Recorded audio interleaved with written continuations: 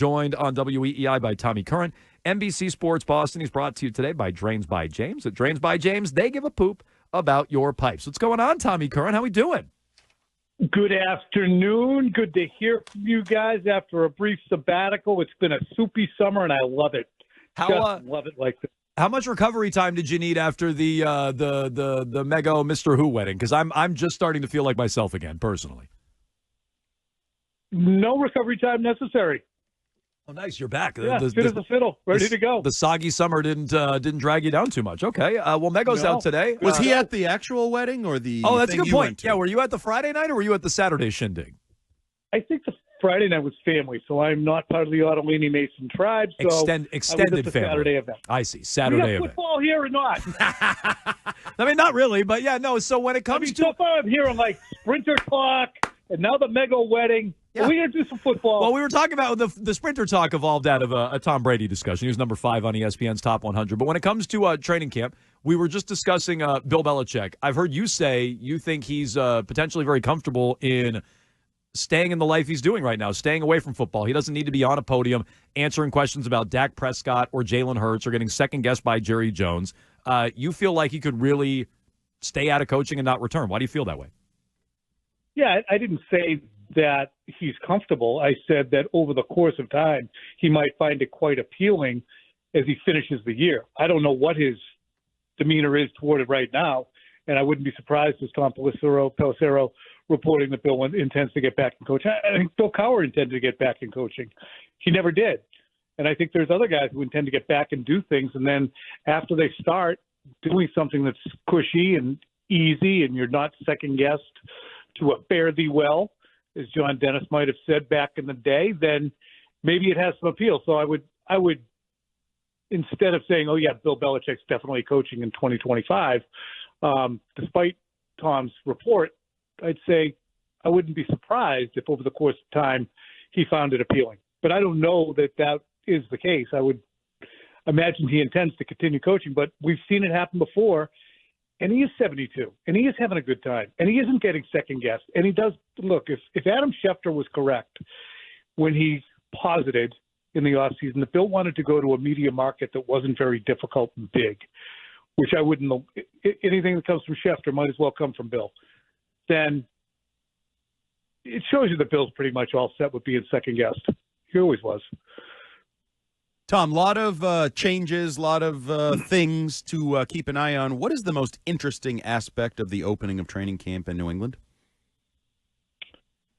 Reaction, I think, among the fans, just ignoring the obvious with Drake Maye and Jacoby Brissett, but the reaction to fans, I think, post-Bill to something that they've not seen in a quarter century, which is somebody else running the team other than Bill Belichick. You know, the camp crowds are often different than the sports radio talk or TV talk crowds or the people that we see on social media. So what will the response be on a day-to-day basis be at Gillette Stadium? How crowded will the stands be? What will the reactions be? So that to me is really the most intriguing non-football thing that I look at, Andy. Just, is it going to be thronged? Are people going to be 15 deep waiting for Javon Baker and Demario Douglas and Hunter Henry to come off the field and sign their hats, or is it going to be friends and family? Talking to Tommy Curran, NBC Sports Boston. He joins us here on WEEI. Brandon Ayuk's name has emerged this week. He's demanded a trade in San Francisco. Josina Anderson said the Patriots checked in on him, but they were turned down at the time. Does Brandon Ayuk make sense, not just on the field? Obviously, they could use an upgrade at receiver. Does he make sense for the Patriots given the acquisition cost? Personally, I don't think that he does, because you're going to immediately take a very good, but I don't think elite wide receiver who is, because he's surrounded by so many unbelievable players in a Kyle Shanahan offense, he benefits from that. He benefits from Kittle. He benefits from McCaffrey. He benefits from the offensive line, which is ridiculously good, and Deebo Samuel. Can he come here and be an elite one, or is he basically Calvin Ridley with a better recent resume because he's been on a better team? I would resist the idea of saying, okay, let's go give a 5-year, $150 million contract with $75 million guaranteed to Brandon Ayuk. Not because he's not good and the Patriots don't need it, but simply because they have enough on their plate right now. Don't worry about buying the giant TV at this point. Let's just worry about the things in the house to get the place in working order on a day-to-day basis. Andy, do you agree with that? Yeah, for the most part, I do. But I think with those guys, it's always a projection. Like, I didn't think Stephon Diggs was as good as Stephon Diggs ended up being for Josh Allen. You know what I mean? So it's Yep. That's a projection. It's an unknown. So Tom, I guess. Wait a second. Yep, that's a good point.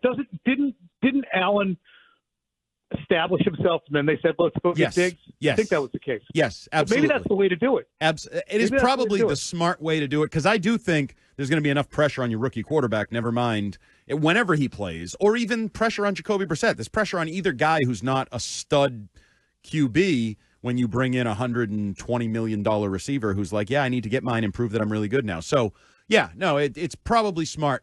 Tom, 3 years ago, at about this time, I was of the belief that Mac Jones was going to start as a rookie for the New England Patriots. I had seen an evolution in the summer and in minicamp and just thought that's the way it was going to go.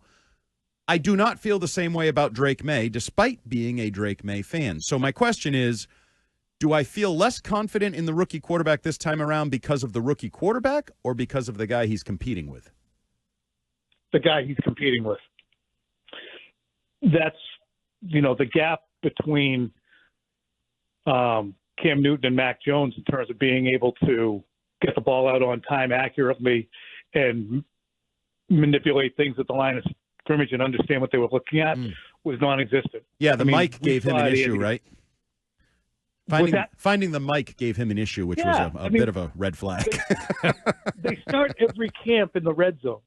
So every time the offenses look worse because they're in a compressed area and they're not hitting. Yep. But I just remember the first couple of days, Mac Jones had the ball out, even in the red zone, so friggin' fast. It was ridiculous. And as Brian Hoyer has said to us, I thought they were giving him the plays because he was so good. And Cam was so hesitant. And I just don't think it's going to look that way with Drake Maye because Jacoby Brissett is a pocket under center player playing with an offensive coordinator he's familiar with, as opposed to Cam being in year two, where the Patriots were probably going to start to try and segue back to being a normal offense as opposed to the Cam offense of 2020. So I don't think Drake Maye has a shot. I think it was Chad Graff. I was reading his story on The Athletic, and he said 35% chance that Drake Maye is the opening day starter, which certainly isn't walking the plank and saying I think it's going to happen, but I don't think it's even close to that. I mean, he has to win by friggin' knockout and injury to be starting on day one. Okay. He's Tommy Curran, NBC Sports Boston. Check all the latest there. I saw Phil last night. Tom, you guys are on the verge of starting up everything all over again, right? Like Quick Slants and Patriots Talk podcast and all these things, right? You're about to get full go on that.